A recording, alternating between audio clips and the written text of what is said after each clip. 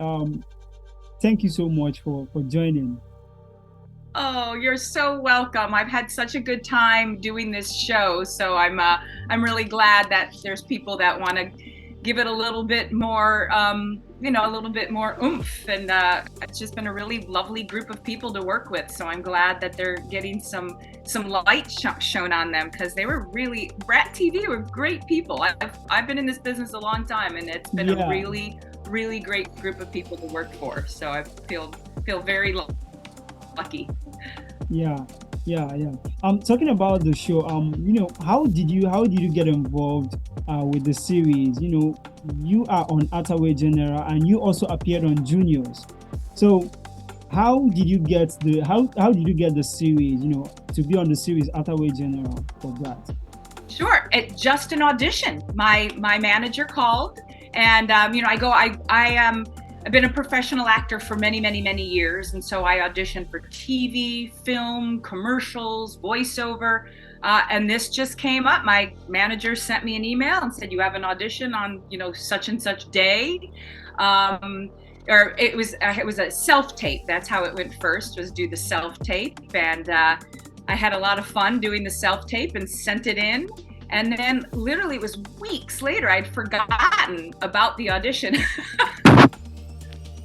Auditioning as much as I do, sometimes you forget which role, they'll get a Yeah, call back and say, "Oh, you got the role of Debbie." And I'm like, "Debbie who? Which role was that? Which audition was that?" So yeah, about a month later, I got a call, and I was out of town. I was home visiting my family in Detroit, and then as soon as I got back, I went in for costume fittings, which was really cool. The woman who was in charge of the costume, she was also from Detroit, so oh, that was cool. It was we connected right there, and then we started shooting in September. And the way I ended up on Juniors is that one of the characters on Juniors ends up in the hospital, and so they yeah, come to Attaway General, and so what that episode ends up being a crossover yeah, yeah, episode for Juniors, which yeah. I didn't know at first when I first started shooting that I'd get to be on two on Juniors It and on it Attaway just General. happened. So that was pretty neat. Yeah, it just one day when I got to set, like this scene you're shooting today is actually for Juniors. And I was like, oh, okay, because it's all, Juniors, Chicken Yeah, Girls, and Attaway General all takes place in the same town. yeah, yeah, So yeah. I think it's pretty cool that there is the crossover. And then the actors playing my three children, my triplets, Sophia in Attaway General, Nick Yeah. in Juniors, and Ivy in Chicken Girls.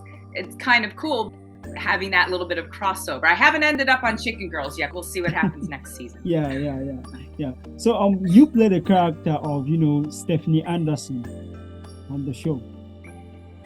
So how, but your character is widely known by fans as Dr. Anderson.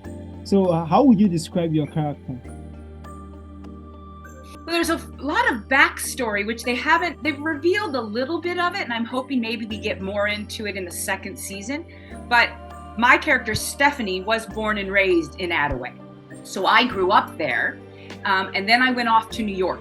And that's where I became a really, I don't know, famous doctor, but a really, she went to school and studied and was a doctor at this hospital in New York. Met her husband, who's also a doctor, and we don't see Mr. Anderson. That makes me think of The Matrix, Mr. Anderson. But we don't see phone call, and he is one of those doctors without borders. So we Yeah, realize that he's overseas somewhere doing work, and the family has moved back to Attaway. And I think it's just they want a change of pace, or I want a change of pace. My husband and I want to change the pace, but my kids are on the fence. Meaning, Sophia is excited about change of pace. Sophia is the one of the leads in yeah, Attaway General.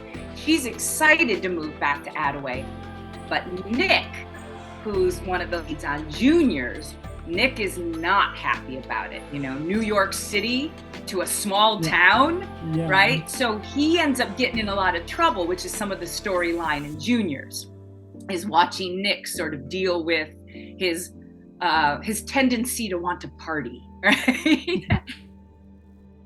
And then Ivy is a dancer and she's dealing with a bit of an eating disorder, right? So all of the kids are trying to grapple with teenage problems, right? Normal teenage problems, but without their father in the house and with their mother at the hospital all the always time. working. Because I do take my job very seriously. Yes. But yeah, so we don't ever see the dad. We don't see the dad. And I think that's what causes a lot of the problems with the kids, you know, as we've moved to a new town. They're 15. They're trying to figure out who they are. They're triplets, right? So, I mean, that's, you know, they're all kind of in a little bit of competition with each other. And then I'm working all the time and the dad isn't in the house. I'm hoping that in season 2, we have a big reveal and we find out who the dad is, you know? I hope we get that. I hope we get that. Yes. So, what was it like, you know, being on Brat TV's film set? I know you have been in other film sets, a lot of film sets. Like, for example, you appeared on 24, which is one of my favorite shows. You also appeared in Law and Order and also on Grey's Anatomy. That's a lot of sets. But what was it like? What was it like for you being on Brat TV's film set, working with all this young talent? Yes, the one thing that really struck me is sometimes we older actors get a little jaded, right? Like when you're in the career a long time and it's an up and down career, right? And sometimes you're just making money and doing well and you're working all the time. And sometimes in this career you have a dry spell, right? You might go a year or two and you don't know why you're not getting hired. So you can get a little jaded. And what was so lovely for me was to be on set with all these young actors who aren't jaded, right? They're all so happy to be there. They're excited about their work. They're open and eager for direction. They're eager to collaborate. And sometimes when you're on those big shows, Grey's Anatomy, I've been on Scandal, Criminal Minds, they're lovely people, but when you're on a show that's been on for many years, it's a fine oil machine, right? And so they know what they have to do. And when you come in as a guest star, you just have to fit in quickly, get your work done and get out, right? You don't have time to really build relationships. And what was so lovely with with my character being in so many episodes, I got to build nice relationships with these young actors, and they're just lovely human beings. You know, that's what, you know, I love to act, but it's made even better when you're acting with people who are just lovely human beings and want to be there and want to collaborate. And that's what I found really wonderful. I thought Brat TV did a great job in casting, because talent is only part of it, right? There's a lot of very talented actors out there, but there's a difference, and I think it's one of your questions. I'm going to jump to that question, the difference between talent and skill. And I think one of the questions you asked me is which one's more important? Yeah. It's equal, right? Speaking of the Super Bowl today, right? You can have an excellent football player, but there is still a lot of skill that is required to work professionally, right? And some people think, oh, I'm just a good actor, or I'm pretty, or I can, you know, and that makes me crazy, because I teach at a fine arts high school. I teach at a school called California School of the Arts, San Gabriel Valley. And so I am actively working every week on helping young actors get to that next level.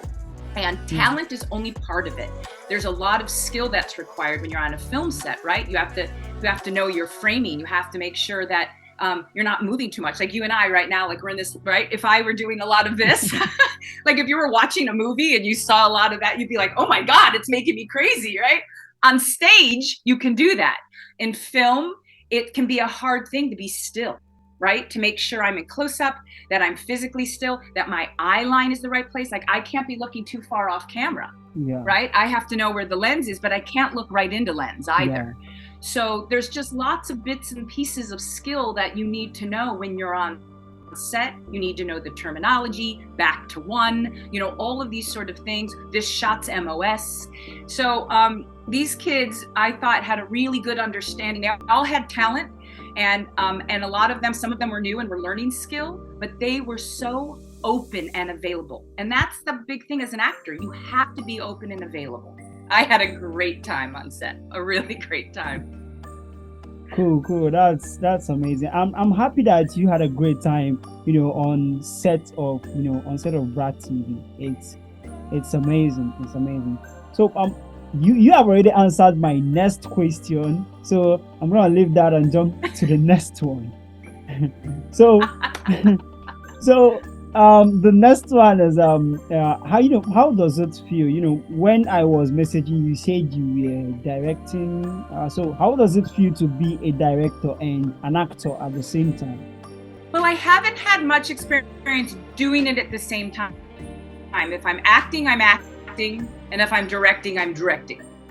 So like right now I'm directing Shakespeare's The Tempest, and it's a stage production, and I'm not in it because it's all teenage. Because as an actor, I see the whole picture when I'm acting. So a lot of times I'm able to help a director by maybe fixing the line. You know, if the lines are a little funky, I'm able to. That's what I did a lot with Brat TV. They'd be like, "Oh, this line doesn't quite work," and I would like, "Well, how about if I say it this way?" And they're like, "Great, thank you." Right. Also, I've been on set a long time, so I know where to find my light. I know what terminology means. I know what, you know, how to modulate a scene. So as when I'm directing, what's lovely when I'm directing is I don't have to worry about having any makeup on or my hair done. Like I get to just be behind the camera. Yeah. I also direct a lot of episodes of a YouTube show called Living in Quarantine. That a friend of mine named Ronnie Weissman started during the pandemic. Ronnie's from Israel and a very gifted actress. And it's a comedy about twin sisters, and she plays both the sisters. And so I got to do a lot of directing during the pandemic with that. And every once in a while, she would say, "Oh, can you be in the scene?" And that was a little harder. I'd be directing, and then I'd have to like set the camera and jump in with her and start acting, right? So then my brain is in two places. So Yeah. I prefer to do just one or just the other. But sometimes you got to do both. And that's weird because you're playing the character, but your brain is also thinking like, is the light good? Is the sound good? Uh-oh, that helicopter going over, is that going to be in the shot? Like your brain is just in a lot of different places. When I'm just acting, my brain can just be Stephanie Anderson, right? Or just the character. When you're directing, your brain is in a bazillion different places. And the two directors we had on Brat TV, Shannon and Laura, were amazing. And it was lovely to have two female directors too. When I started in this business, it was just men, and I love men. Men are wonderful. You know, I have a boyfriend. I love him. I'm not, you know, no derogatory things about men. But when I was a young actress, I didn't see any female directors for film and TV. So now I do, and it makes me very happy. Nice to see the change. Well, oh, do you want to meet my dog? He just came. Bert, come here. He just came back in from his walk. Here, we're gonna give them a quick little. Hey, buddy. Wow. Hey, buddy. Hi, buddy. oh, thank you. I'm a big dog lover. Yeah, he's a big. All right, one. that was a little intermission. Keep going. No, He's 75 pounds of muscle, and he's his name is Bert. Yeah, and Wow. he's adorable and sweet and lovey. But he's 75 pounds. He just got back from his morning walk. Cool. So you said something about a little bit about Shannon Flynn. When I was interviewing her last week, that was last week, and her interview was supposed to be out today. When I was interviewing her, we talked about a lot of things, and I told her that I'm happy that she decided to pursue, her career on directing. So it's good that we have female directors, all over. Men can't do everything. Women has to be involved somehow. Right. Mm-hmm. So that's by the way. So our wonderful, our director of photography. I was saying our director of photography is male, Chris. He's the one who's in charge of all the camera work and setting up all the shots. And that's a director of photography. And Chris was amazing. I think that's why Attaway General looks so beautiful this year. It's from Chris being our director of photography. Yeah, it came. Attaway General came with a different quality, in production. I noticed that. So what do you think makes a great film? I know when you sent me that question, I was just there's so much. First of all, it starts with a great script, right? Every great film, every great story begins with a great script, because we're actors, we're not magicians. So if the script isn't good, it's sometimes hard to, as the actor, there's only so much we can do if the writer hasn't already done the work. Think people like Aaron Sorkin, or whenever you do a movie of his or a play of his, the words are just so amazing, right? So it starts with a good script, and then with film in particular, you really need an amazing director, because again, the director is in charge of everything, right? They approve the locations, they approve the set, they approve the costumes, they approve, if it's a period piece and there's going to be wigs and special makeup, right?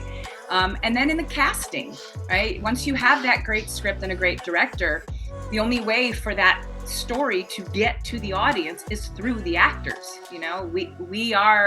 We are the conduit for that story to get to your living room, right? And so it's a combination of that. And I think once you have a great script, a great director, and great actors, sometimes it's really great movies also have a lot of the special effects and amazing locations. But if you have all of those special effects and the script is poor and the actors are poor, I think the movie then is just mediocre. Because you can have a very, very simple movie like Coda last year that won, about the deaf couple, and the young girl who's their daughter.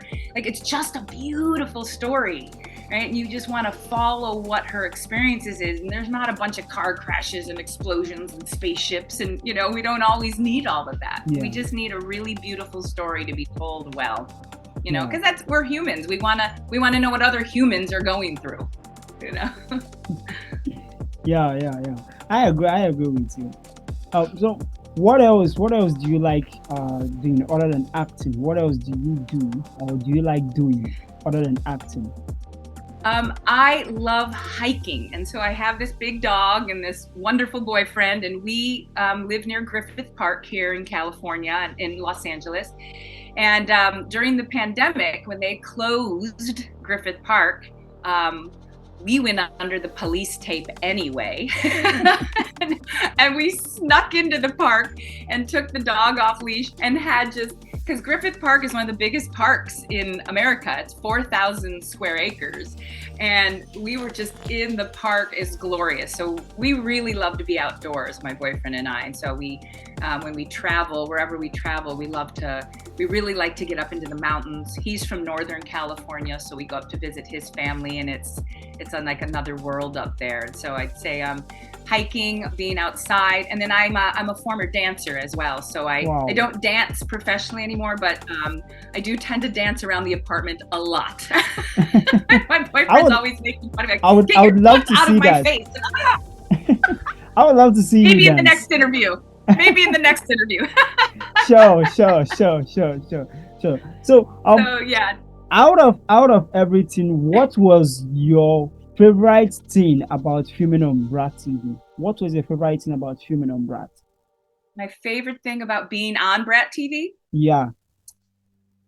You know what? I really liked going to work every day.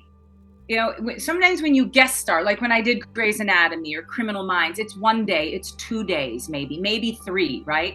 But because I was in so many episodes, it was so lovely to just get up and go to work, and then the next day go to the set, and then the next day go to the set, and I really enjoyed that, because an actor's life is very unpredictable. Yeah. And it was lovely to have a bit of that security, to know, oh, tomorrow I'm going back to set. Oh, tomorrow. Oh, next week I'm going to set, right? And then once I got there, again, I have to say, everyone had such a great attitude. The whole crew, and that's, again, I've been in this business a long time. I have been on sets where the director's not nice, where the crew is in a bad mood, aren't very friendly. They can be very standoffish. And there just was none of that on the Brat set. It was such a community, such a willingness for everybody, the crew, everyone wanted to get the best shot. So everyone was invested, from wardrobe, hair and makeup department. When you're in the chair, in the hair and makeup chair at 6 or 7 in the morning, right? It's really lovely to have someone really kind and wonderful working on your face or working on your hair. Yeah. And they all were. I mean, it's just, I can't wait for season 2 because I really enjoyed everyone I worked with. They're just a lovely group of people. Even though, like, the person who'd pick you up in the van when you parked your car at 7 in the morning, like, you're barely awake, you're like, getting in the van, he's like, good morning, how are you? And I'm like, coffee. So yeah, really nice people, really nice, lovely, talented people. Very lucky. So and yeah, I hope that we have from what we saw from the ending, of Attaway General, we know the fans already know that there's going to be another season. So we can't wait. We can't definitely wait for another season because this past season came with lots of drama, and you were very convincing. You were very convincing. Your character was very convincing, in this season. So we can't wait to see all of you or all of the cast, in another season. So lastly, before I let you go, do you have any words, any words for the fans out there? Well, I know that when we started this season, there were some fans that were disappointed because they were missing the characters from last season. Yeah. And I had, when I first auditioned, like, I'll be honest, I had never heard of Brat TV. I had never heard of Attaway General, when my agent called and I got the audition, I researched and I looked at all the old episodes, and last year's cast was amazing. They're really wonderful, but I don't know them, maybe they booked other things. Maybe, I don't know what the pre-production elements are of a TV show, right? We actors don't know that. Once we get cast, we're in the main production, right? So I had no idea what happened to anyone last year, but I know when the first 2 episodes came out that some fans were like, oh, where is this person and where is this person, right? And we're a little like, oh no. And so I would just tell the fans, like, that happens all the time in acting because somebody gets a different role or somebody moves on or you have a different director, or sometimes the powers that be just want to shake it up, right? And to just give all the new characters a chance, right? And that maybe, who knows, maybe an old character will come back. You never know what the powers that be are thinking, right? But I find that just being open and seeing what this story has to tell you, or what you might learn from this story, or what you might learn from these characters, to just keep an open mind is what I would say to the fans. And I'll also say thank you to the fans for, supporting us and still, maybe being like disappointed, like, where's my favorite character? Okay, I'll watch anyway, right? That's very impressive. And that's a great fan who's willing to give it another try and maybe fall in love with a new character. So I have a big thank you to the fans for, giving the new cast a chance. Yeah. Thank you so much. Thank you so much for joining us. It's been lovely talking with you. You are so funny. I love to do comedy. I get cast in drama a lot, but my sort of natural place is being like Lucille Ball. That's sort of who I feel like I am inside. But like I tell my kids when I'm teaching at school, like, you have to be versatile as an actor. If you want to work and you want to make a living, versatility is your friend, right?